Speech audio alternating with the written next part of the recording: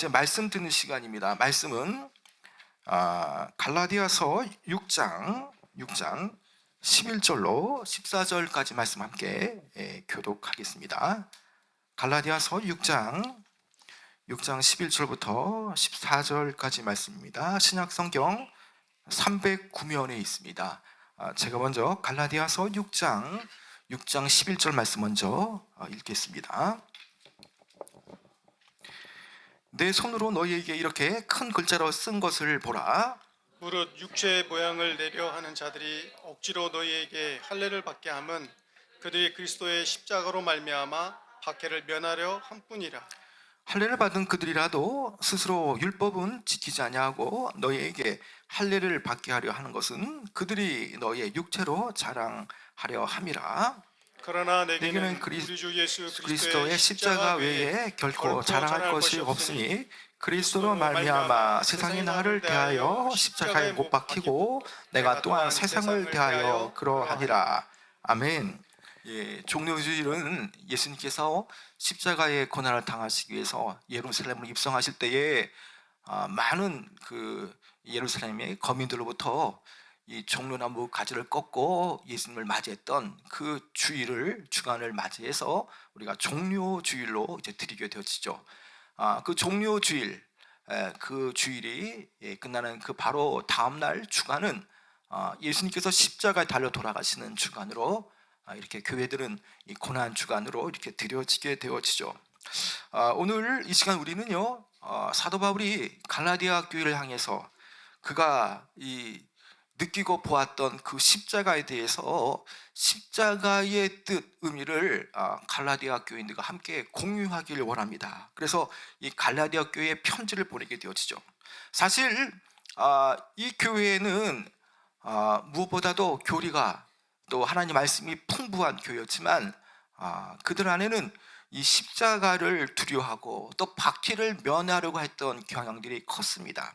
그래서 특별히 이 바울은 이 십자가가 무엇인가, 십자가를 부끄러워할 것이 아니라 십자가의 고난을 면하려 할 것이 아니라 오히려 십자가를 자랑할 이유에 대해서 말씀하는 것이죠. 여러분, 우리는 다 이 십자가의 능력을 경험한 사람들이죠. 예수 십자가 사건으로 해서 우리는 과거적으로 이미 옛사람에서 새사람이 되었습니다. 그리고 십자가의 은혜로 말미암아서 죄에서 구속함을 받은 사람들이 되어진 것이죠. 자, 이런 사실을 이미 일찍이 바울은 깨달았기 때문에 십자가를 바라보며 결코 십자가 외에는 자랑할 것이 결코 없다라고 이렇게 그들에게 말씀을 전하게 되어지죠. 여러분, 먼저 11절 말씀 한번 같이 한번 읽어볼까요? 11절. 자, 11절 말씀입니다. 자, 시작. 내 손으로 너희에게 이렇게 큰 글자로 쓴 것을 보라. 자, 여기에 이 자신의 손으로 이 먹으로 펜으로 그들에게 편지를 보낼 때 이렇게 큰 글자를 쓴 것을 보라라고 말합니다. 여러분, 이것은 십자가를 강조하려는 목적으로 바울이 이 큰 글자를 기록했다라고 말하는 것이죠. 바울은 이 갈라디아 교인들이 십자가에 주목하도록 하기 위해서 큰 글자로 십자가를 쓰며 갈라디아 교인들이 반드시 십자가가 어떤 것인가를 알게 하기 위해서 이 큰 글씨로 주목하기를 원합니다. 자, 그런데 바울이 그들 향해 큰 글자로 쓴 것은 무엇입니까? 여러분, 그 내용이 14절, 오늘 기본 주제의 말씀인데요. 여러분, 14절 말씀을 우리 천천히 또박또박 한번 읽어볼까요? 시작. 그러나 내게는 우리 주 예수 그리스도의 십자가 외에 결코 자랑할 것이 없으니 그리스도로 말미암아 세상이 나를 대하여 십자가에 못 박히고 내가 또한 세상에 대하여 그러하니라. 아멘. 바울은요, 지금 예수 십자가 외에 결코 자랑할 것이 없다고 말하죠. 여러분들은 기독교 하면 무엇이 가장 먼저 떠오릅니까? 그것은 누구나 다 십자가를 떠오를 겁니다. 십자가. 여러분, 우리가 십자가를 기독교의 상징으로 여기는데, 여러분, 십자가 사건은 바로 복음의 핵심 요소죠. 핵심 요소. 예수님께서 우리의 죄를 담당하시고 그리고 또 죄의 문제를 사해 주시기 위해서 예수님께서 하나님의 어린 양으로서 유월절 날 바로 십자가에 달려 돌아가신 것, 바로 이것이 십자가 사건이라는 거죠. 예수님 당시에는요, 십자가 형틀은 바로 큰 그 중죄인들이 이 담당해야 될 그런 이 죄의 형틀이었습니다. 예수님께서는 죄를 전혀 알지 못하시는 분이시죠. 그리고 죄를 범하시지도 않으셨습니다. 죄가 전혀 없으신 분이시기 때문에 이 십자가를 질 필요가 없죠. 그러나 빌라도의 법정에서 죄가 정죄되어서 십자가형에 처해지게 되어졌습니다. 성경은 예수님께서 십자가에 달려 무려 6시간의 고통 가운데 운명하셨다라고 말씀하시죠. 그런데 이 십자가를 볼 때에 세상 사람들은 어떻게 인식하고 있습니까? 그 십자가, 예수님께서 달리신 그 십자가 그 자체를 심히 부끄럽고 어리석은 것으로 여기고 있다는 것이죠. 여러분, 그러나 세상의 많은 사람들, 로마인들은 그 가장 극악한 죄인이 겪는 그 십자가에 대해서 다 돌아서고 또 그렇게 비웃었지만, 여러분, 우리가 아는 그 십자가 사건은 과연 무엇입니까? 많은 사람의 조롱에도 불구하고요, 주님을 따르는 성도들에게 있어서 이 십자가는 신앙의 상징이 되어지죠. 숱한 박해가 몰아칠지라도 십자가를 포기하지 않는 이유는 무엇입니까? 바로 예수님께서 십자가를 지시기 위해서 이 땅에 강림하셨고, 그 십자가의 죽음으로 하나님의 공의와 하나님의 그 온전하신 사랑을 완성하시고 충족하셨기 때문에 십자가 사건은 우리에게 너무나 중요한 사건이 되어지는 것이죠. 사도들의 그 선포의 핵심 또한 여기는 바울과 결코 다르지 않다라는 겁니다. 사도들, 제자들은 늘 십자가만을 자랑하고 십자가만을 그들은 선포했다라는 것입니다. 그래서 사도 바울은요, 14절에서 십자가 외에는 결코 자랑할 것이 없다라고 역설하지 않습니까? 고린도전서 2장 1절과 2절에도요, 역시나 십자가 외에는 아무것도 알지 않기로 작정했다라고 말합니다. 로마인들의 그 사형틀인 그 십자가를 자랑으로 삼는다는 것은 정말 역설적입니다. 세상 사람들 눈에 보면요. 그러나 가장 십자가의 그 처형, 치욕적이고 가장 저주스러운 그 죽음이 오히려 역설적으로 성도들에게는요, 이 십자가 사건이 바로 교회의 기둥과 터가 되어지고요, 이 십자가 사건이야말로 바로 죄와 사망을 꺾으시는 바로 승리의 상징이 되어지는 것이죠. 그 십자가에 예수 그리스도께서 죄 없으신 하나님의 아들 예수님께서 달려 죽으셨기 때문에 우리는 죄의 문제가 해결되었고요, 그리고 예수님과 상관없는 자가 아니라 예수님과 상관 있는 자가 되어졌다는 것이죠. 여러분, 우리의 공로로 우리가 죄의 문제가 해결되지 않습니다. 오직 십자가를 통해서만 구원받게 되어지는 것이죠. 오직 십자가의 길만이 하나님의 영원한 구원으로 인도하는 것이죠. 히브리서 9장 17절에 어떻게 말씀합니까? 한 번 죽는 것은 정하신 것이요, 그 후에는 심판이 있으리니. 여러분, 모두 다 누구나 다 이 한 번 죽는 것은 정한 것입니다. 그리고 죽게 된 다음에는요, 심판이 그의 앞에 있다라는 것입니다. 그것을 안다면 죄에서 구원받는 것만큼, 또 십자가를 통해서 심판받지 않게 되어지는 것만큼, 그만큼 중요한 것이 과연 어디에 있겠습니까? 그래서 바울은 14절에서요, 이렇게 예수 그리스도의 십자가 외에는 결코 자랑할 것이 없다라고 말씀하고 있다는 것입니다. 바로 이것이 무엇입니까? 십자가만이 그의 삶의 중심이 되어지고요, 그가 가야 할 표대고 가야 할 그런 목적지가 되어진다는 것이죠. 세상이 보기에는 그 십자가가 연약함과 불행의 상징처럼 보여지지만, 오히려 바울에게는요, 그 십자가가 오히려 자랑거리가 되어졌다는 것입니다.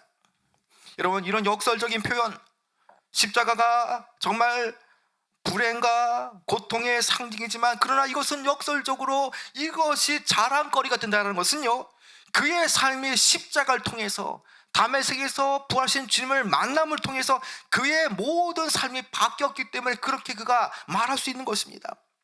여러분, 전에는 그가 어떤 사람이었습니까?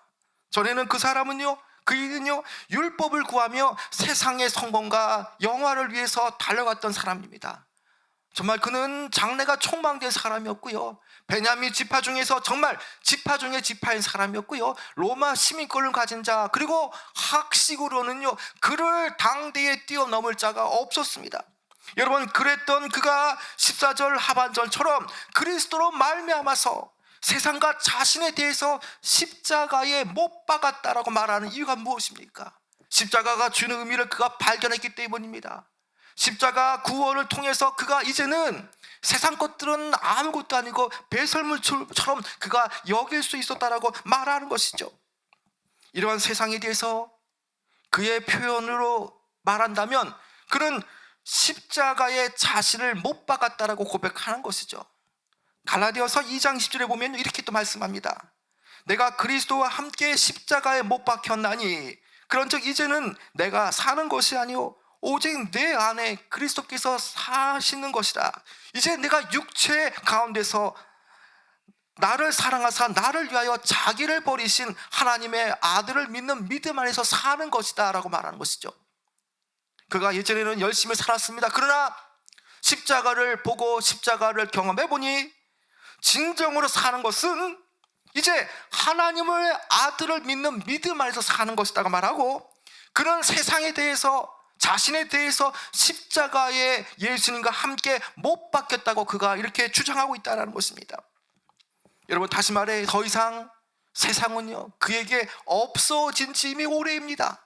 그의 자아와 그의 모든 본성들은요 이제 다 예수 십자가에서 못 박히게 되었고요, 십자가만이, 예수 그리스도만이 자신의 전부이고 또 자신이 사는 길은 내 안에 계신 성령을 통해서 내 안에 계신 예수님만이 산다라고 그가 고백하는 것이죠. 자신의 자아가 완전히 죽었고요, 더 이상 자신의 뜻과 의지대로 살 수 없고 이제 자기 안에 거하시는 예수 그리스도께서 말씀하시는 그대로 예수님의 뜻만을 살할 것을 그가 이제 말하는 것, 바로 이것은 십자가를 경험할 때 누릴 수 있는 자기 부인의 삶을 말하는 것이죠. 바울은요 예수 십자가가 그의 삶에서 성취한 일 때문에 십자가를 자랑할 수가 있었습니다. 여러분 13절 한번 보시길 바랍니다. 여러분 13절 한번 볼까요? 13절 시작. 할례를 받은 그들이라도 스스로 율법은 지키지 아니하고 너에게 할례를 받게 하려 하는 것은 그들이 너희의 육체로 자랑하려 함이라. 여러분, 그 또한 율법주의자들과 같은 삶을 살았지 않습니까? 13절에 근거를 해보니까 그는요 할례를 받은 것을 자랑하는 것, 그 육체를 자랑하고 나는 할례를 받았고 나온 지 8일 만에 할례를 받았고 율법을 행하는 것, 그 율법으로 자기의 의를 나타내고 했던 것, 그런 삶을 살았다는 것을 우리는 엿볼 수가 있죠. 그러나 자신의 배경, 자신의 열정, 자신의 경건으로 결코 의를 이룰 수 없다는 것을 알게 되었습니다. 십자가와 연결되어질 때에 구원이 일어나고 십자가와 연결되어질 때에 비로소 제대로 산다는 것을 깨닫게 되어졌다는 것입니다. 그가 다메섹에서 예수 믿는 이들을 잡아들이러 그가 이 대제사장의 공문을 받아서 다메섹으로 갈 때에 그 다메섹의 어느 한 지점에서 부활하신 주님을 만나게 되었고요, 주님께서 그를 만나 주실 때에 그의 인생이 180도로 바뀌게 되었지 않습니까? 예수 십자가의 도를 깨닫게 되면서 세상에 대해서 이제 십자가에 그는 못 박았고요, 그가 세상에 대해서 못 박게 되었습니다. 이제 더 이상 자신에게 있던 세속적이고 이기적이고 또 그러한 야망, 본성, 동기는 더 이상 자신을 주장할 수가 없게 되었습니다. 왜 그렇습니까? 십자가 사랑이 그에게 들어왔기 때문이라는 것이죠. 이제는 그는요 예수님과 무관한 자가 아니라 오히려 반대로 세상과 무관한 자가 되어진 것입니다. 바로 이것이 무엇 때문입니까? 십자가의 능력 때문이라는 것이죠. 그러니요 이렇게 십자가 사건을 통해서 자신이 철저하게 아무것도 아닌 죄인임을 깨닫고요, 십자가만이 구원받을 수 있는 길이라는 것을 그가 알게 되었습니다.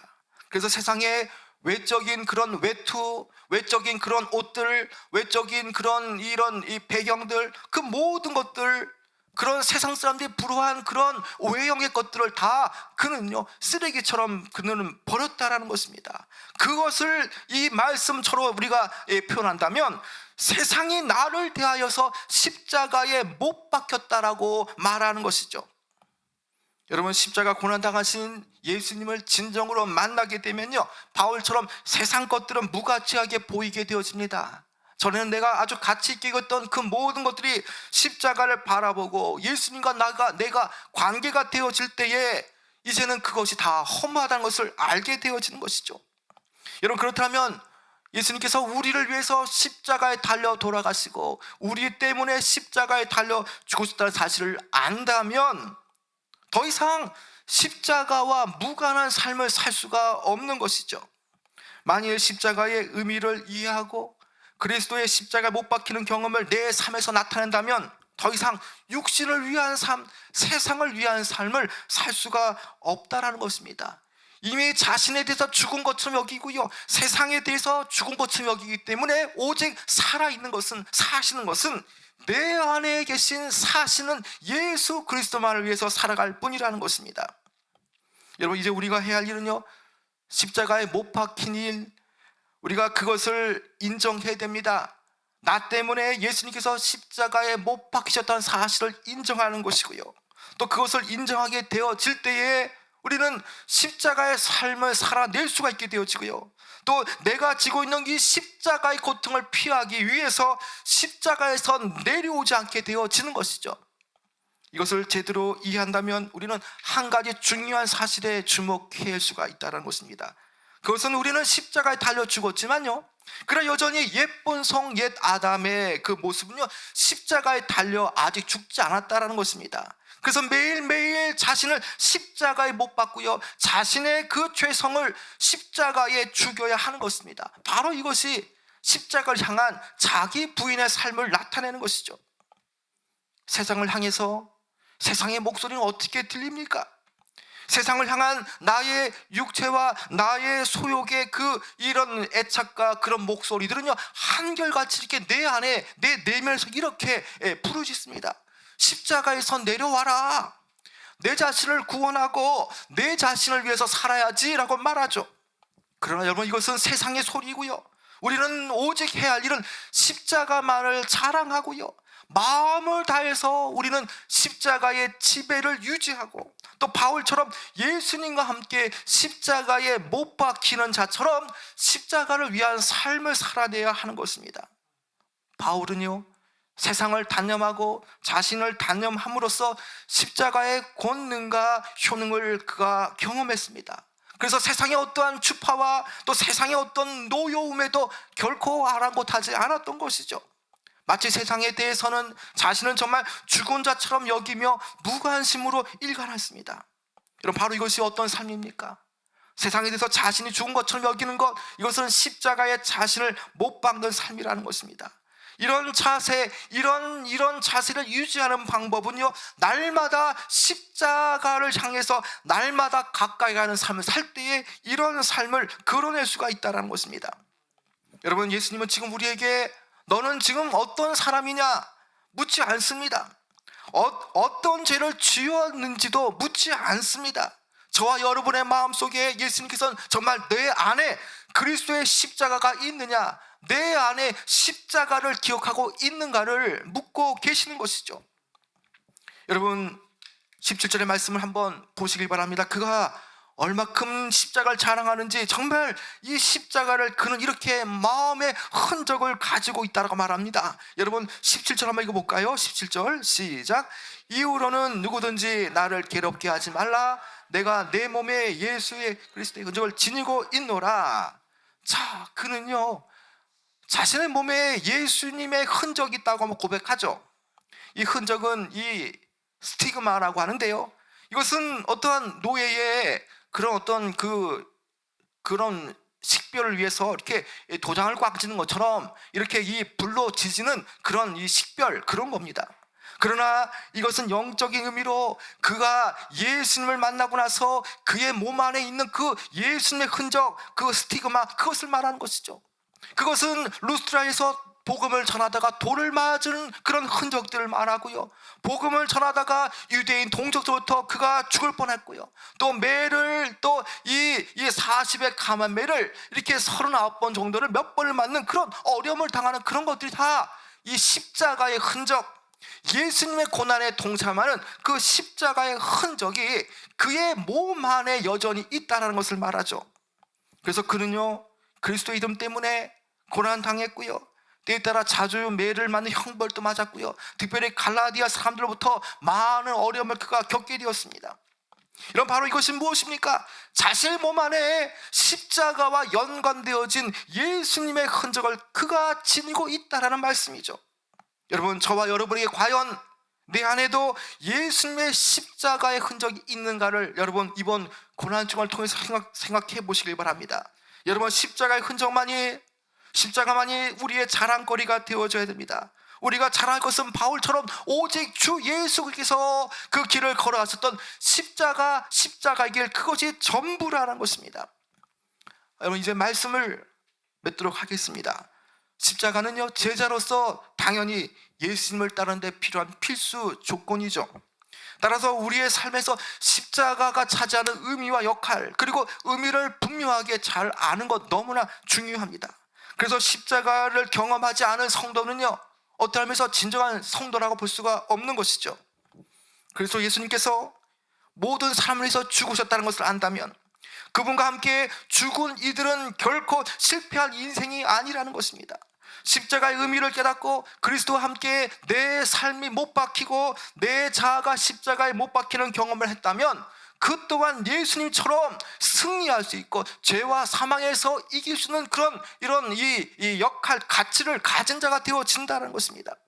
여러분, 우리가 해야 할 일은요, 이제 십자가를 인정하고요, 또 그렇게 십자가의 삶을 살아내며 어떠한 경우에도 십자가의 고통을 피하기 위해서 십자가에서 내려오는 삶을 우리는 살면 안 된다는 것입니다.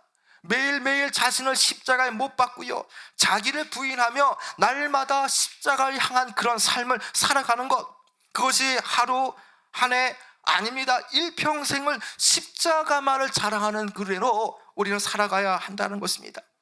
우리를 위해서 자신을 내어주시고 한없이 사랑해 주신 그 십자가 사랑, 여러분, 그것을 자랑하시는 여러분 되어지기를 축원합니다. 여러분, 우리가 예수님과 함께 십자가에 달려 죽으면요, 예수님과 함께 승리의 그 동역자가 되어지죠. 십자가만 자랑할 때에는요, 나의 옛사람이 죽게 되어지고 나의 옛본성이 억제되어지고 나의 옛자가 죽게 되어집니다. 여러분, 그래서 여러분, 이 종료주일 예수님께서 십자가에 달려 돌아가시는 이 유월절과 또 연결되어지는 이 고난주간을 통해서 여러분, 늘 이때만 듣는 말씀이 아니라 정말 한평생 예수 십자가만을 자랑하시는 귀한 여러분 되어지길 축원합니다. 그리고 그 말씀 앞에서 십자가와 무관한 삶이 아니라, 십자가의 고난을 회피하는 자가 아니라 날마다 십자가가 내 삶을 떠나지 않는 그런 존귀한 인생 되어지기를 주님의 이름으로 축복하고 축원합니다.